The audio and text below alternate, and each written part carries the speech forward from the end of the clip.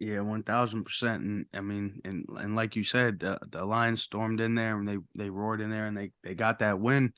And Dan Campbell, man, he has these guys prepared. Now they get to return home and play Seattle. I feel like they could. I feel like they can start this season 2-0. Yeah, I mean, Detroit, I mean, again, like what we're talking about with even with Chris Jones off the field, the Chiefs still have a decent front seven.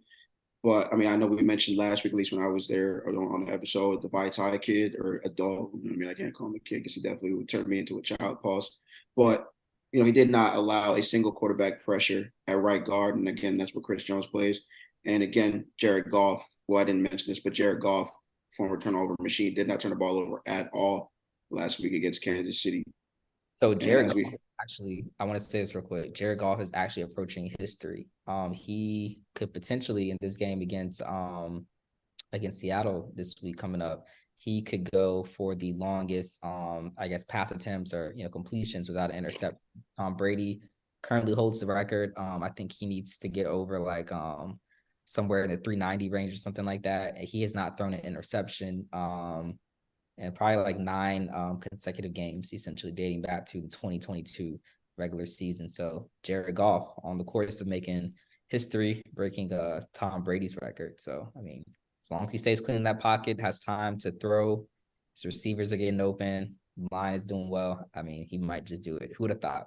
Jared Goff. no, I mean, I think he got a bad rap. What happened with the Rams towards the tail end of his tenure with the Rams. He was turning the ball over a little bit more, and then even with Detroit, he turned the ball over a little bit. But I think he's cleaned up his game a lot. I know he had DeAndre Swift, who's now in Philadelphia, but I mean they replaced him with David Montgomery, who is a fantasy beast and is consistent. 80, 100 yards a game. The rookie, Scored again. Say it again. the rookie, Gibbs. Yeah. So both these guys will allow Jared Goff to feel a little bit more comfortable. Teams are going to have to play them a little bit more honest. And Detroit coming into this season, very well could have another elite season on the offense side of the ball. And their defense is only getting better.